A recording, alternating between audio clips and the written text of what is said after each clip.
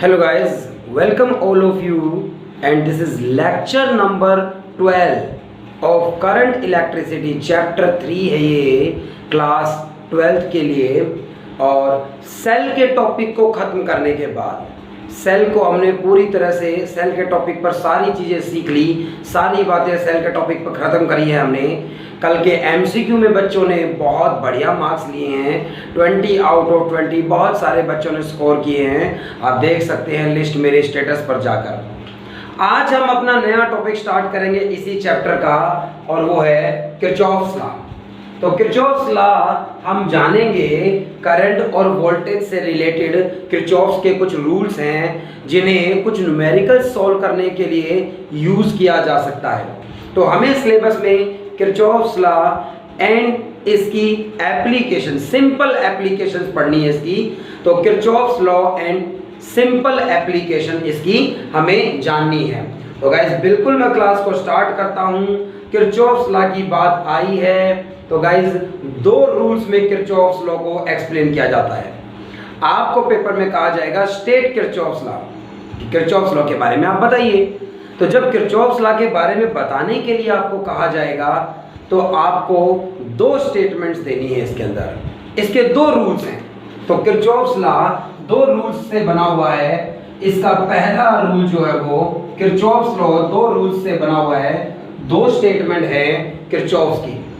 पहली स्टेटमेंट को पहला रूल कहा जाता है, पहली स्टेटमेंट को पहला रूल कहा जाता है फर्स्ट रूल। फर्स्ट रूल का दूसरा नाम करंट रूल भी कहा जा सकता है। फर्स्ट रूल का नाम करंट रूल भी कहा जा सकता है। इसी का नाम जंक्शन लॉ भी कहा जा सकता है। इसके ऐसे नाम क्यों हैं आप अभी जान जाएंगे, क्योंकि ये करंट से रिलेटेड है। क्योंकि ये पहला रूल जो किरचॉफ्स ने बताया है ये हमारा करंट से रिलेटेड है।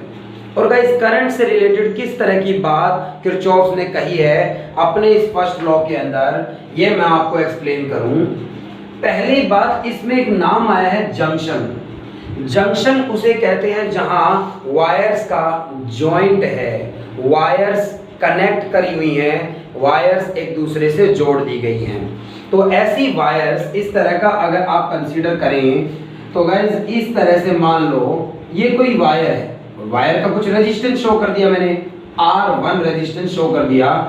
इसमें I1 करंट है इस डायरेक्शन में, ये दूसरी वायर है और ये यहाँ पर आकर ज्वाइंट कर दी गई है इस तरह से। और ये इसका रेजिस्टेंस कुछ R2 रहा होगा और इसमें करंट मान लीजिए कुछ I2 है। तो इस जंक्शन की तरफ I1 करंट आ रहा है, I2 करंट आ रहा है, और ये एक वायर है जिसका रेजिस्टेंस मान लीजिए R3 है और I3 करंट इस वायर से जा रहा है। I3 करंट इस वायर से नीचे की तरफ जा रहा है। और एक तीसरी चौथी वायर है, रेजिस्टेंस इसका R4 है और इसमें करंट I4 बाहर जा रहा है।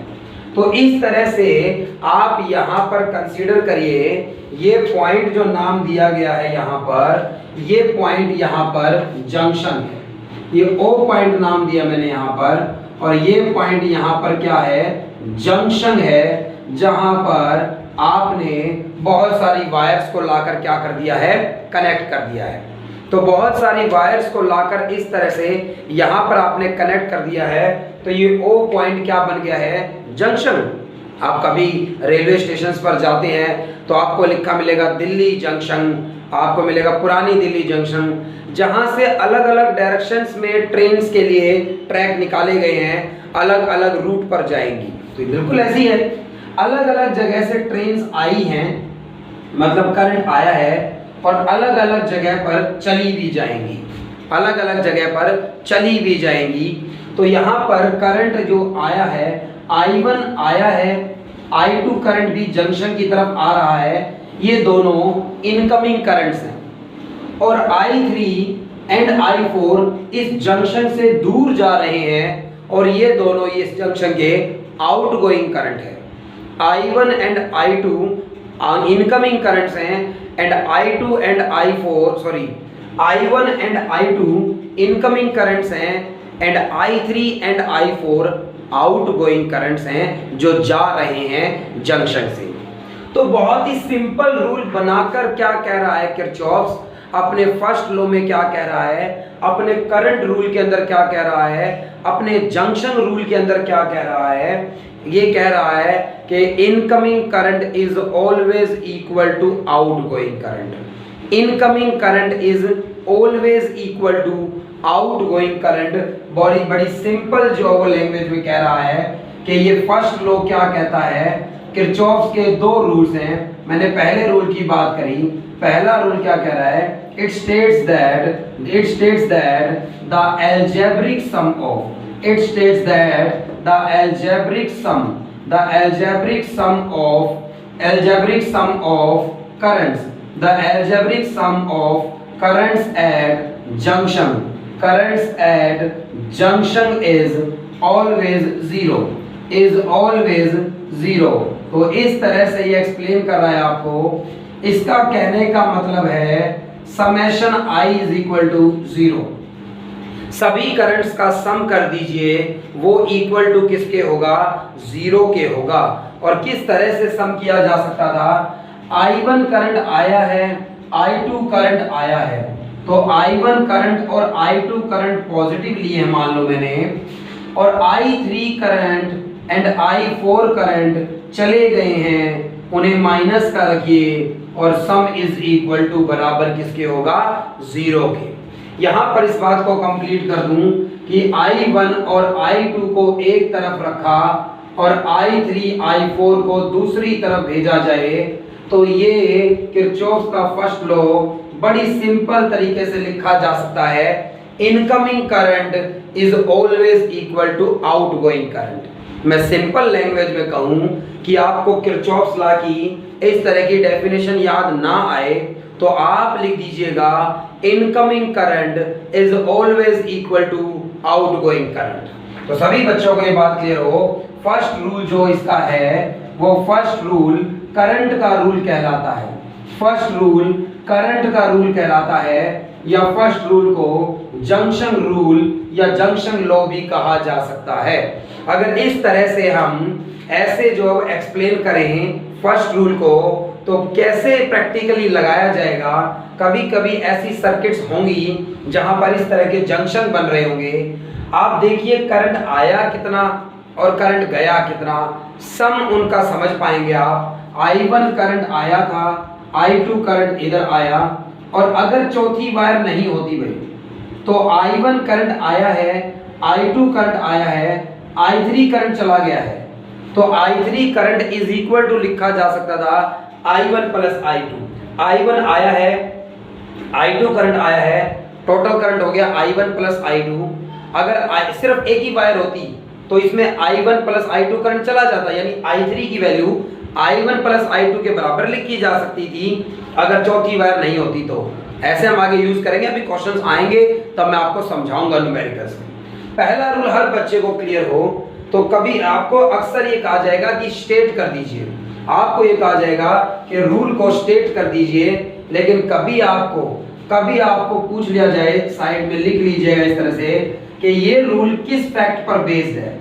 तो ये रूल बेस्ड है, इट इज बेस्ड ऑन, इस रूल की बात करी जाए, it is based on law of, it is based on law of conservation of charge, it is based on law of conservation of charge. इस rule को अगर ये कोई पूछे कि ये कैसे बनाया किरचॉफ्स ने, तो किरचॉफ्स को ये ध्यान था कि law of conservation of charge कहता है charge can nether be created nor destroyed. ऐसा है चार्ज की प्रॉपर्टीज में, फर्स्ट चैप्टर में आपने पढ़ा इसे। तो गाइस आप देख पाएंगे जितना चार्ज इस जंक्शन पर आया है 1 सेकंड में, उतना ही चार्ज चला जाएगा यहाँ से 1 सेकंड में। ना चार्ज यहाँ क्रिएट हो रहा है नया और ना कुछ डिस्ट्रॉय किया गया है। इस केस में incoming charge is equal to outgoing charge. तो rate of flow of charge की बात करें तो incoming current is equal to outgoing current. हर बच्चे को ये बात क्लियर हो, अपनी कॉपी में हर एक बात को लिख डालें, नोट्स में हर एक बात अपनी लिख डालें कि किरचॉफ्स का फर्स्ट लॉ क्या कहता है। किरचॉफ्स का फर्स्ट लॉ ये कह रहा है किरचॉफ का फर्स्ट लॉ आपको क्या बता रहा है, incoming current is equal to outgoing current में। तो incoming current is equal to outgoing current.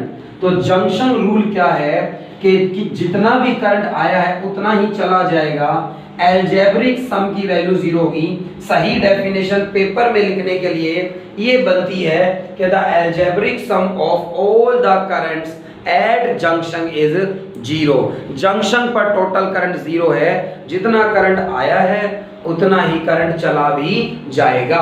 और ये law of conservation of charge पर बेस्ड है, ये law of conservation of charge पर बेस्ड था जो फर्स्ट रूल है। और इसी फर्स्ट रूल को पेपर में लिखने की डेफिनेशन तो मैंने बता दी है, लेकिन इसी के साइड में ऐसे ही क्लाउड्स बनाकर जहां आपने लिखा है कि law of conservation of energy पर law of conservation of charge पर बेस्ड है, उसी के नीचे एक और क्लाउड बनाकर लिख लीजिएगा। अगर कभी आपको कुछ भी याद ना आए तो आप इतनी बात अगर लिख देंगे तो ये डेफिनेशन भी करेक्ट मानी जाएगी। क्या? It states that at junction incoming current, it states that at junction incoming current is equal to outgoing current। Junction पर जितना करंट आया है उतना ही करंट वहां से चला जाएगा, ऐसा कहा गया है इसके अंदर, और ये दोनों इक्वल होंगे। तो ये बात आप लिख लेंगे कि क्या इसने स्टेटमेंट दी है आपको, कैसे स्टेट किया है इसने, कि फर्स्ट लॉ क्या था। मैंने कहा किरचॉफ्स लॉ पढ़ रहे हैं और किरचॉफ्स लॉ को कैसे स्टेटमेंट दी जाएगी, दो रूल्स हैं इसके। पहला रूल हमने पढ़ा करंट रूल के नाम से, करंट के नाम से रूल पढ़ा, उसे हम जंक्शन रूल कह सकते हैं, उसे फर्स्ट लॉ कह सकते हैं। उसके बाद स्टेटमेंट में ये दोनों लिखे जाएंगे। कभी आपको पेपर में कहा गया है स्टेट किरचॉफ्स फर्स्ट लॉ, तो आप सिर्फ फर्स्ट लॉ लिखना।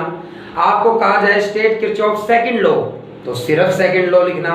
अगर आपको कहा गया स्टेट किरचॉफ्स लॉ, तो किरचॉफ्स लॉ को एक्सप्लेन करने के लिए दो रूल्स होंगे जिससे वो पूरी तरह से एक्सप्लेन किया जाएगा।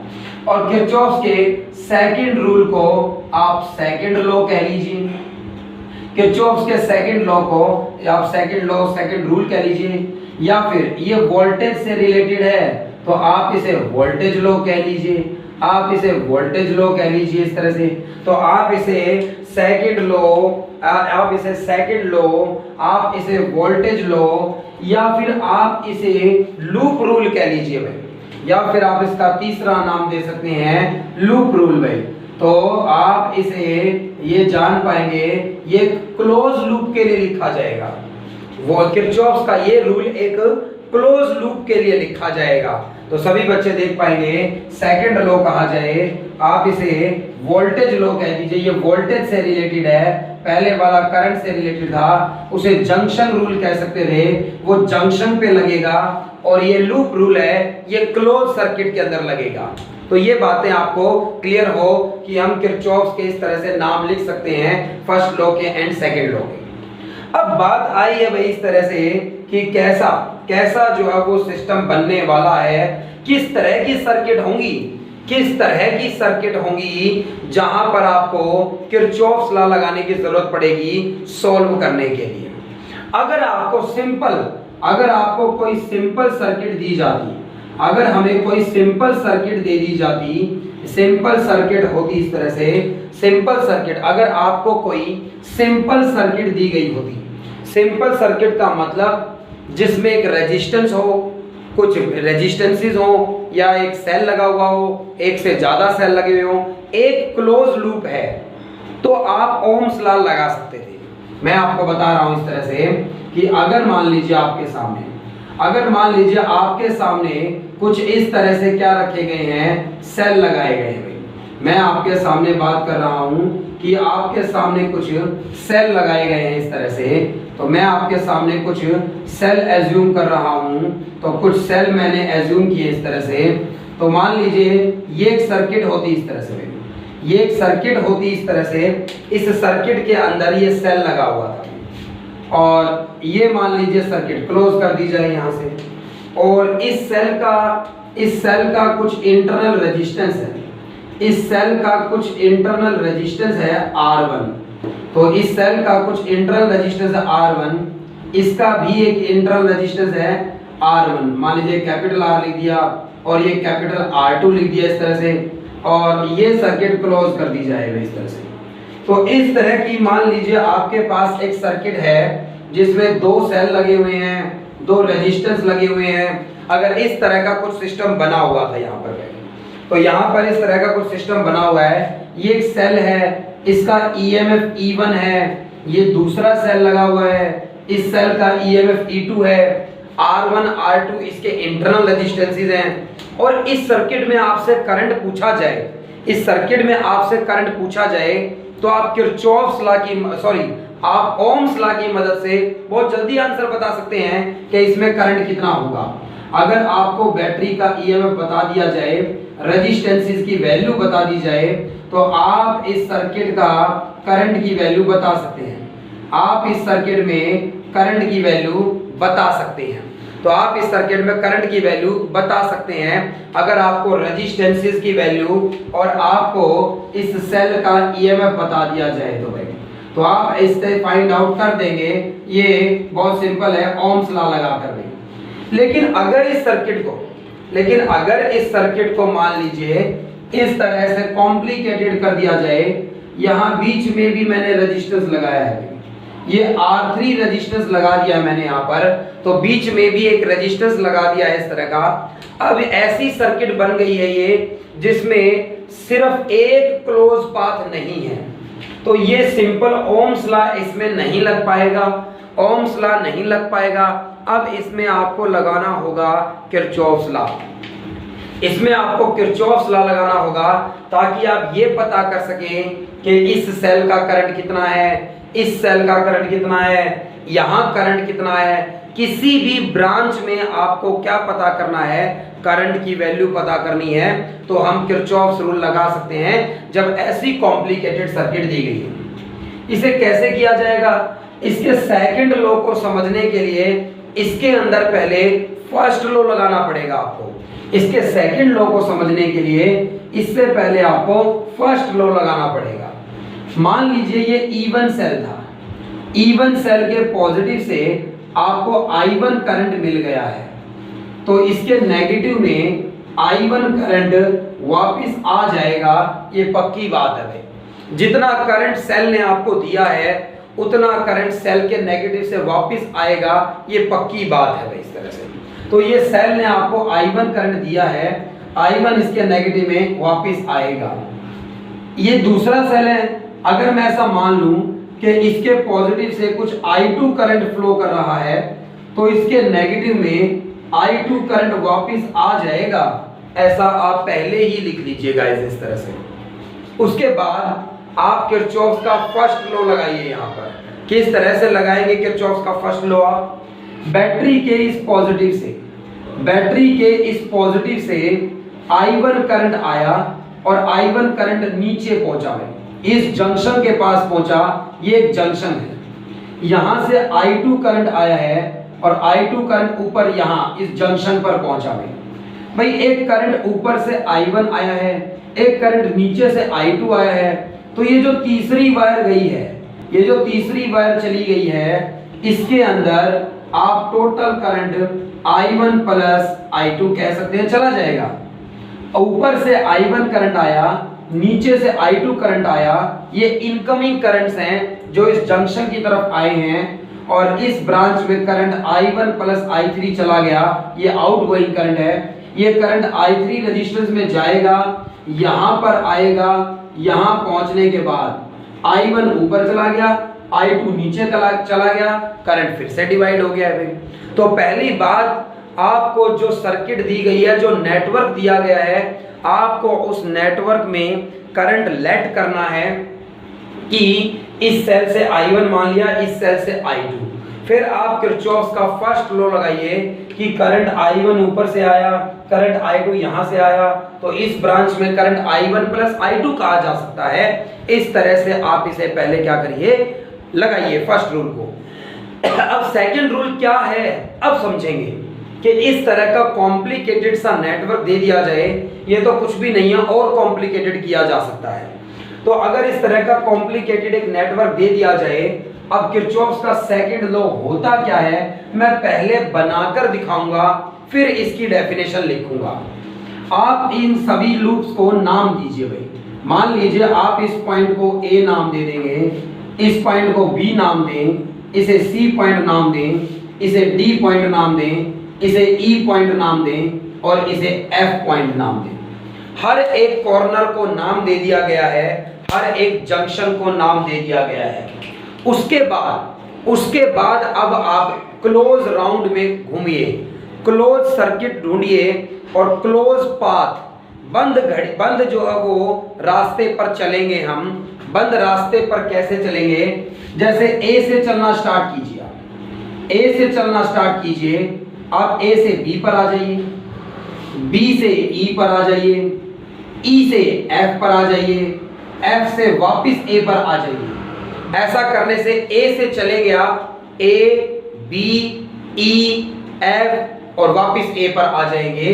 तो ए से मैं बी पर जाऊंगा, बी से मैं ई पर जाऊंगा, एफ पर जाऊंगा, मतलब इस क्लोज पाथ में मैं एंटी क्लॉकवाइज डायरेक्शन में घूमूंगा, एंटी क्लॉकवाइज डायरेक्शन में घूमूंगा। ए से बी पर जाऊंगा, बी से ई पर जाऊंगा, एफ पर जाऊंगा, तो ये डायरेक्शन घड़ी से अपोजिट है और ये डायरेक्शन कैसी है? एंटी क्लॉकवाइज है। उसके बाद आप यहां पर लिखिए कि अब आप सेकंड लॉ को समझेंगे। सेकंड रूल कैसा है? लूप रूल है, किसी लूप में लगाया जाता है। तो एक लूप कंसीडर करिए, ए से बी पर जाना, in loop A B E, ए से बी पर, ई पर, एफ पर, ए पर, तो ए बी ई एफ और वापिस ए आ गया लास्ट में। तो ये क्लोज लूप, ध्यान से देख लीजिए भाई, एक बंद रास्ता है ये, एक क्लोज पाथ में आप घूमिए। एक क्लोज पाथ में जब आप घूमेंगे इस तरह से, तो एक क्लोज पाथ में जब आप घूमेंगे इस तरह से, आपके रास्ते में रेजिस्टेंसेस आएंगे, आपके रास्ते में बैटरी आएंगी, सेल आएंगे, और आपके रास्ते में आपके साथ या आपसे अपोजिट करंट फ्लो कर रहा होगा, करंट फ्लो कर रहा होगा।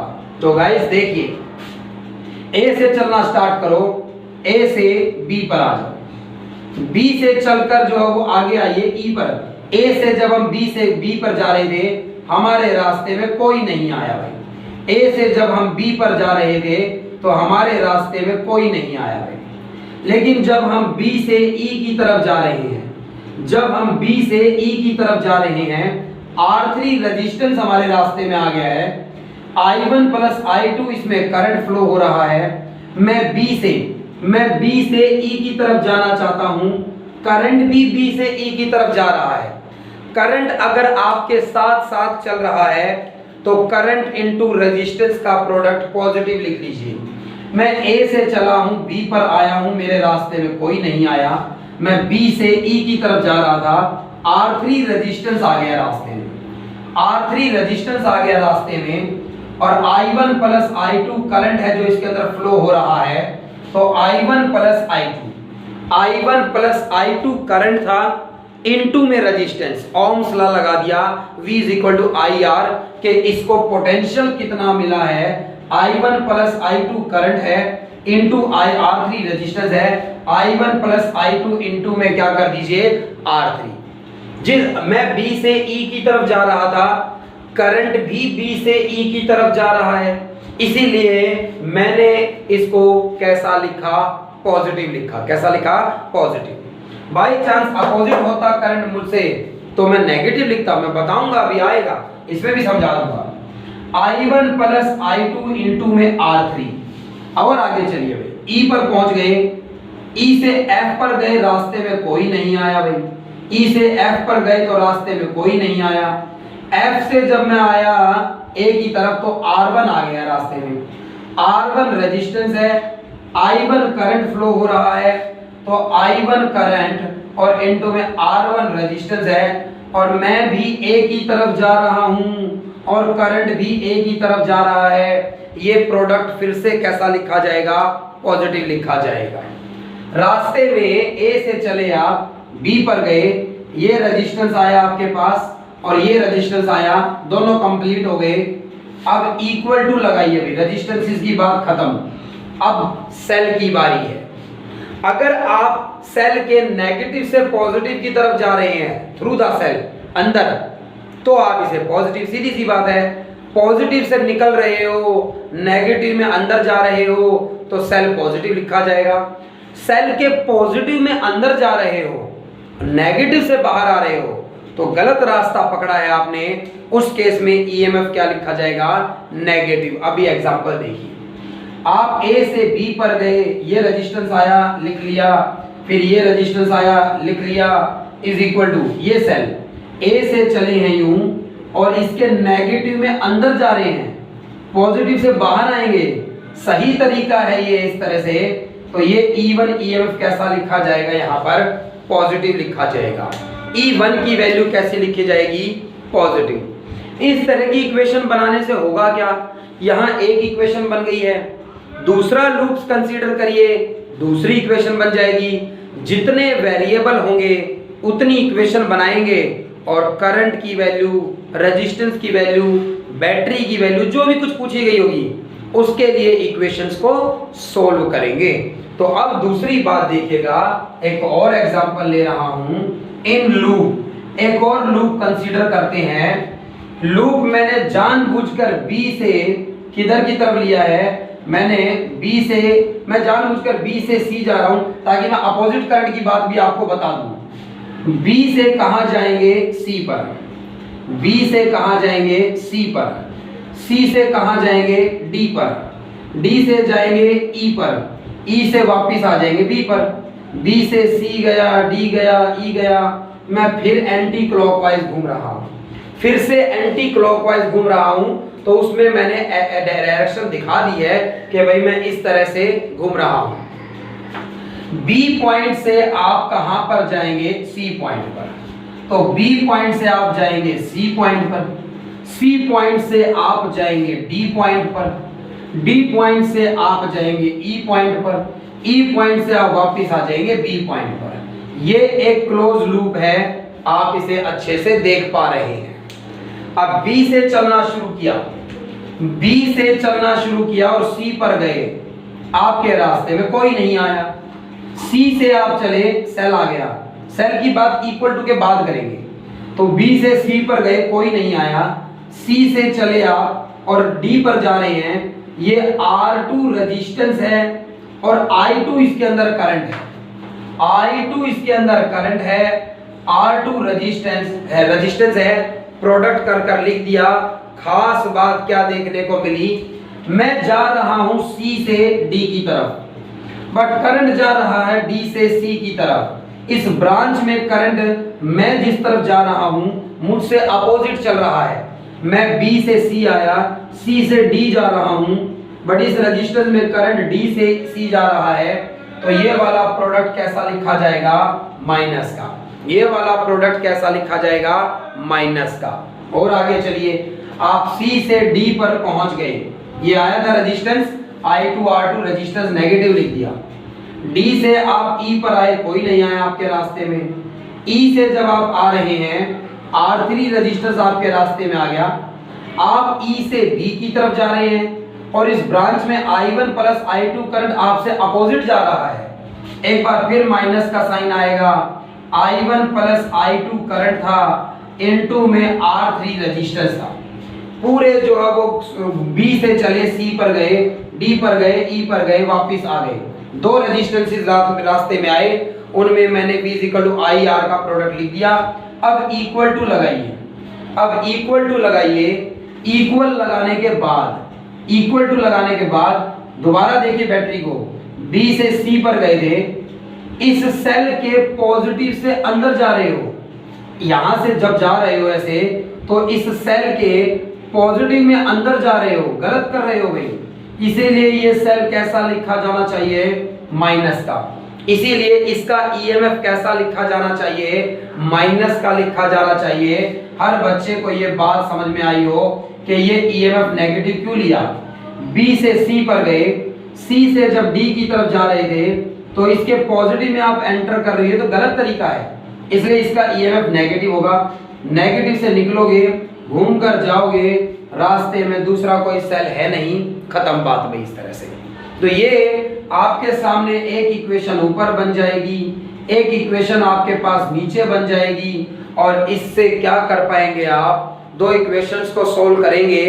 अगर आपको E1, E2, R1, R3, R2 की वैल्यूज गिवन है तो I1 और I2 दो वेरिएबल आपके पास, दो इक्वेशन बन गई हैं, आप I1, I2 की वैल्यू फाइंड आउट कर पाएंगे, आप करंट की वैल्यू सर्किट में फाइंड आउट कर पाएंगे। डेफिनेशन अब बना देता हूं गाइस, आपको समझ में आया किरचॉफ रूल लगाना कैसे है, तो अब डेफिनेशन बोल देता हूं। ये क्या कहता है, ये रूल क्या कहता है, इट स्टेट्स दैट, ये रूल क्या कहता है, इट स्टेट्स दैट द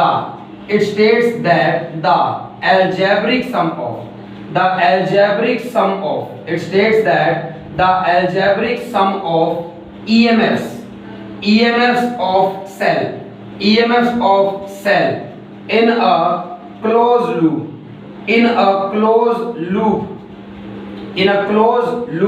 यहां से रब कर रहा हूं, ये E1 नीचे लिख दिया, in a closed loop is equal to the product of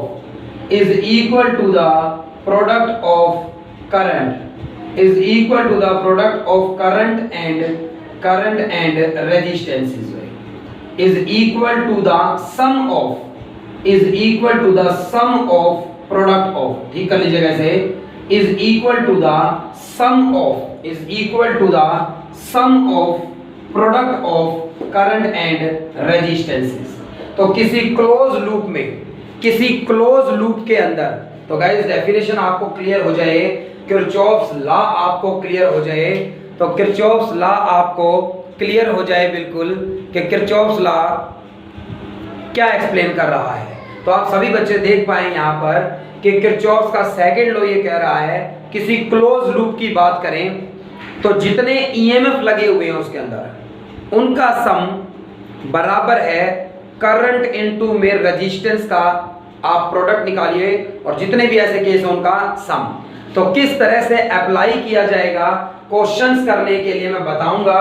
इससे पहले ये डेफिनेशन आपको क्लियर है, ये नीचे आपने दो इक्वेशंस बनाकर लिख ली होंगी कि इक्वेशंस ऐसे बनाई जाएंगी, और थोड़ा सा एक्स्ट्रा बातें बता रहा हूं जिससे आपको याद रहेगा कि किरचॉफ्स लॉ लगाना कैसे है। भाई अगर पेपर में आए स्टेट किरचॉफ्स लॉ, सिर्फ और सिर्फ डेफिनेशन लिखनी है, पेपर में आ जाए और कहा जाए स्टेट किरचॉफ्स लॉ, पेपर में स्टेट किरचॉफ्स लॉ कहा जाए तो सिर्फ और सिर्फ दोनों की फर्स्ट रूल और सेकंड रूल की डेफिनेशन लिखनी है। ये जो सेकंड रूल आया है इसमें थोड़ी एडिशनल बातें लिख लीजिए। आपसे पूछा जाए ये किस पर बेस्ड है, तो it is based on law of conservation of energy,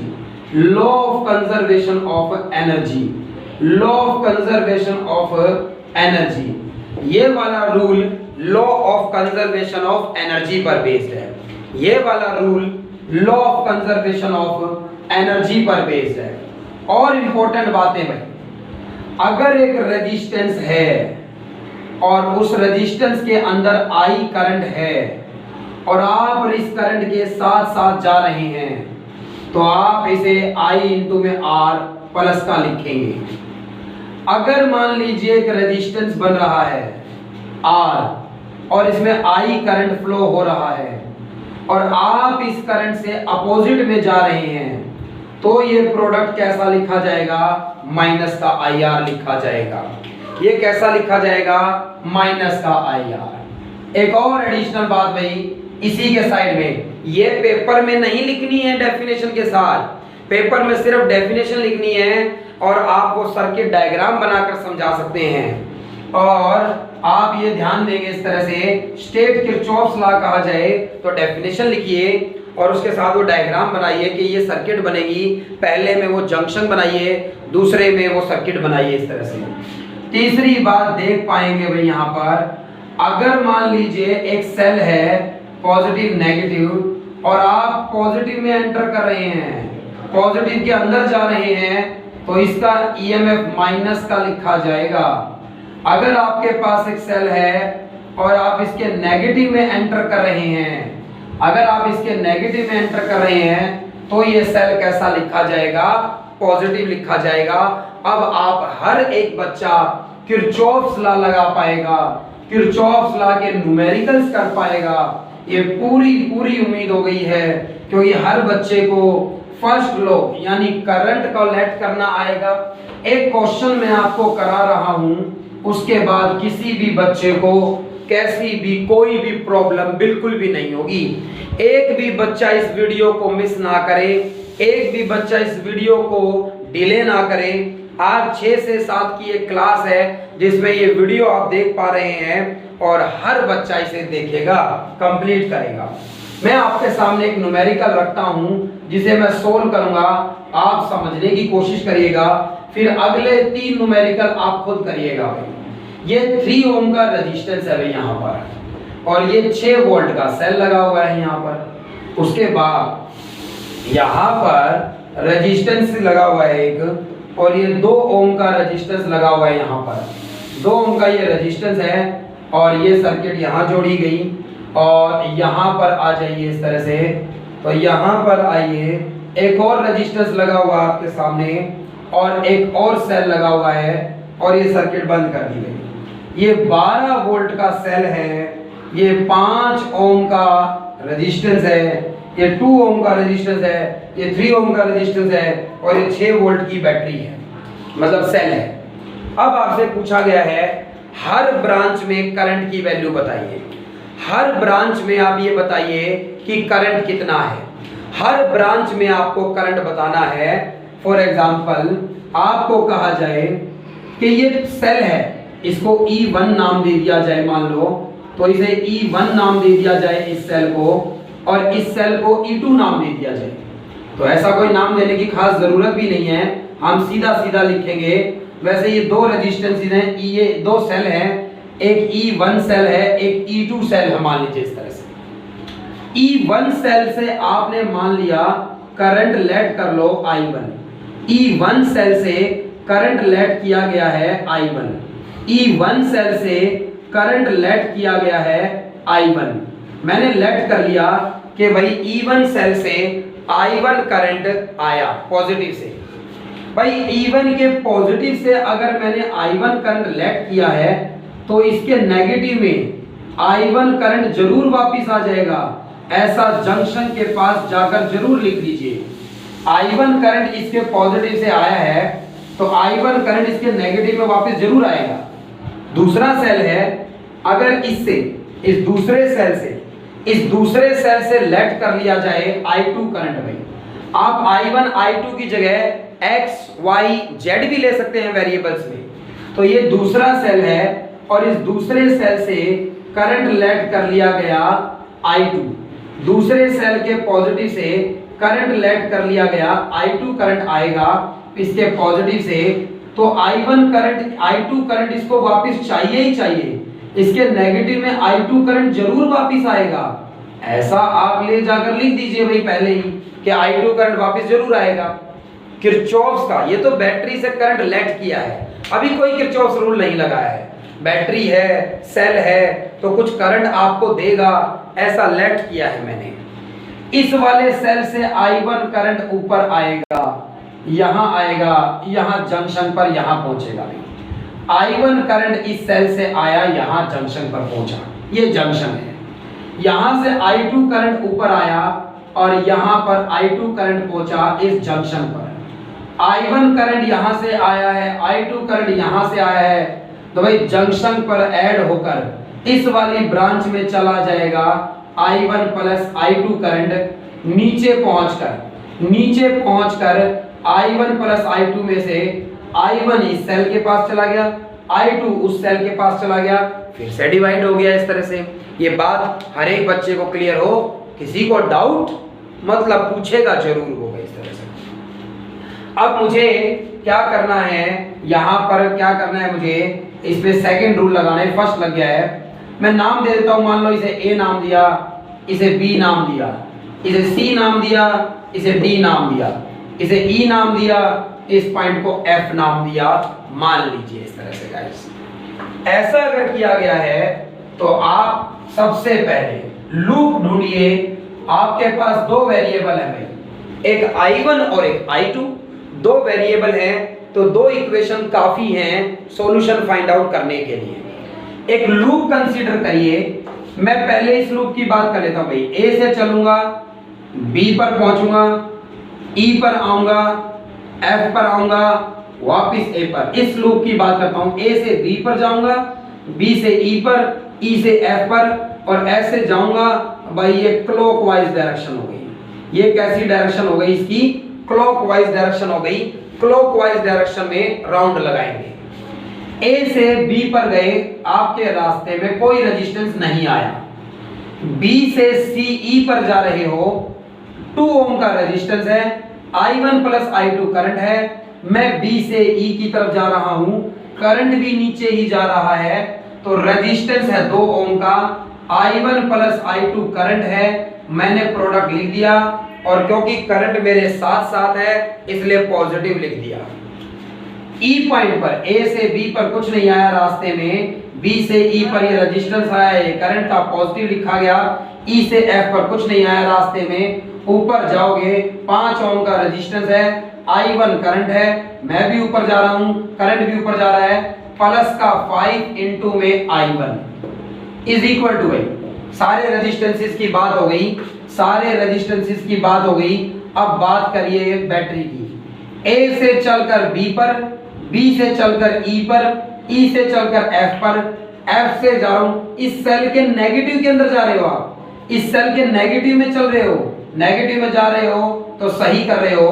12 volt का सेल पॉजिटिव लिखा जाएगा। ये इक्वेशन हर बच्चे को समझ में आई हो। यहां से लिखा जा सकता है 2I1 plus 2I2 plus 5I1 और इज इक्वल टू 12। और भाई यहां से 2I1 और ये 5I1, ये लिखा जा सकेगा 7I1, ये लिखा जा सकेगा 7I1 और प्लस का 2I2 और इज इक्वल टू बराबर है 12 के। भाई इसे इक्वेशन नंबर 1 नाम दे दीजिए, इसे इक्वेशन नंबर 1 नाम दे दीजिए। इसका यूज करेंगे आगे चलकर। भाई ये इक्वेशन नंबर 1 नाम दे दीजिए, इसका यूज करेंगे आगे चलकर। आइए दोबारा कोई लूप ढूंढिए भाई इस तरह से। एक और इक्वेशन बनाने के लिए ये B है, ये C है, ये D है, ये E है, तो B C D E B loop को सिलेक्ट कर लेते हैं। मैंने लिखा कि इन लूप माफ कीजिएगा यहां नाम लिखना भूल गया था मैं। A से B पर, B से E पर, F पर A पर। यह लूप था A B E F A, loop का नाम था। अब लूप है B से C जाएंगे, D पर जाएंगे, E पर आएंगे, वापस B पर आएंगे, B C D E B पर जाएंगे। इस तरह का काम करने के लिए आप क्या करें, B से C पर जा रहे हैं, D पर जा रहे हैं, E पर जा रहे हैं, मतलब मैंने डायरेक्शन देखी क्लॉकवाइज में, मैं क्लॉकवाइज डायरेक्शन में घूमूंगा। मैंने ये यहाँ पर डिनोट कर दिया इस तरह से। आप B से C पर गए, आपके रास्ते में कोई नहीं आया। C से नीचे आ रहे हो, 3 ओम का रेजिस्टेंस है, I2 करंट है, आप नीचे जा रहे हो, करंट ऊपर जा रहा है, माइनस का 3 इनटू में I2। नीचे D पर आ जाइए, सेल की बात बाद में करेंगे। D से E पर रास्ते में कुछ नहीं आया, ऊपर जाइए B पर, 2 ओम का रेजिस्टेंस है, I1 प्लस I2 करंट है, मैं ऊपर जा रहा हूं, करंट नीचे जा रहा है, अपोजिट है भाई, माइनस का 2 इनटू में I1 plus I2 is equal to B से रेजिस्टेंस की बात खत्म। B से C पर गए, C से जब आए, इस सेल के पॉजिटिव में जा रहे हो आप, पॉजिटिव में नीचे अंदर जा रहे हो, पॉजिटिव में गलत कर रहे हो, पॉजिटिव के अंदर नहीं जाना चाहिए। 6 वोल्ट का सेल पॉजिटिव सॉरी नेगेटिव लिखा जाएगा, 6 वोल्ट का सेल नेगेटिव लिखा जाएगा क्योंकि आप उसके पॉजिटिव में एंटर कर रहे हो। और भाई माइनस का 3I2 माइनस का 2I1 माइनस का 2I2 बराबर -6 के। और भाई ये माइनस का 3I2, ये माइनस का 2I1 और ये माइनस का 3I2 माइनस का 2i2 माइनस का 5i2 और बराबर -6 के। ये बात हर बच्चे को समझ में आई हो कि इस तरह से ये इक्वेशन लिखी जा सकेगी। मैं ये डायग्राम रब कर रहा हूँ। I1 I2 की वैल्यू आपको मैं बाद में I1 I2 की वैल्यू आने के बाद बताऊंगा किस ब्रांच में कितना करंट आया है। तो I1 I2 की वैल्यू निकालनी है आपको। I1 प्लस I2 तो अपने आप ही आ जाएगी। तो हर बच्चा देख पा रहा है ये भी एक इक्वेशन है भाई, ये भी एक इक्वेशन है। सेकंड इक्वेशन कह सकते हैं आप इसको, सेकंड इक्वेशन कह सकते हैं आप इसको। अगर इस पूरे में से माइनस कॉमन ले लूं, माइनस कॉमन ले लूं तो 2i1 और प्लस का 5i2 और बराबर है भाई 6 के। माइनस कॉमन ले लिया भाई मैंने, ये सेकंड इक्वेशन बन गई। पूरी इक्वेशन में से माइनस कॉमन ले लिया। आपके पास दो इक्वेशन है भाई, ये फर्स्ट इक्वेशन है, ये सेकंड इक्वेशन है। आपके पास दो इक्वेशन को सोल्व करने के लिए सब्स्टिट्यूशन कर लीजिए, एलिमिनेशन कर लीजिए। ये आपको सिखाने की जरूरत नहीं है कि दो इक्वेशंस को कैसे सोल्व किया जा सकता है, आप सभी बच्चों को पता है। वैसे यहाँ पर मैं I1 की वैल्यू, I1 के आगे 7 है, यहाँ I1 के आगे 2 है, इसे 2 से मल्टीप्लाई कर देता हूँ, इसे 7 से मल्टीप्लाई कर देता हूँ, I1 कट जाएगा भाई। तो पहली इक्वेशन को 2 से मल्टीप्लाई किया 14i1 हो जाएगा, प्लस का 4i2 हो जाएगा और भाई इसमें 24 हो जाएगा। इस सेकंड इक्वेशन को 7 से मल्टीप्लाई किया 14i1 हो जाएगा, 7 5 जा 35i2 हो जाएगा, 7 6 जा 42 हो जाएगा और भाई माइनस कर दीजिए, माइनस माइनस माइनस कैंसिल भाई। और आप देखेंगे माइनस का 35 में से 4 गया, माइनस का 31i2 बचेगा। माइनस के 42 में से 24 ऐड करूंगा तो ये 16 और 2 माइनस का 18 बचेगा। इस तरह से माइनस से माइनस कट जाए तो I2 की वैल्यू 18 डिवाइडेड बाई 31 एम्पियर है भाई। I2 करंट की वैल्यू, I2 करंट की वैल्यू 18 अपॉन में 31 एम्पियर होगी। और ऐसे ही ये वैल्यू ले जाकर फर्स्ट में या सेकंड में पुट कर दीजिए। फर्स्ट में पुट कर दिया भाई 7i1 था, प्लस I2 की जगह 18/31 लिख दिया और बराबर किसके है 12 के। भाई 7i1 और प्लस 36 हो जाएगा अपॉन में 31 और इज इक्वल टू किसके 12 के। यहां से रब कर रहा हूं सोल्व करने के लिए। सभी बच्चे देख पाएंगे इस बात को कि किस तरह से किरचॉफ्स लॉ के क्वेश्चन सोल्व किए जाएंगे। इक्वेशंस बनाइए। 7i1 ये माइनस कर दीजिए उधर ले जाकर 12 माइनस 36 बटे में 31। भाई एलसीएम सोल्व कर लीजिए। 31 62 का 2 होगा कैरी 6 और 1 जा पे जाएगा तो 37 372 माइनस में 36 और बटे में 31। और भाई I1 की वैल्यू 372 में से 36 माइनस करूंगा तो 336 अपॉन में 31 7 डिवाइड में आ जाएगा भाई।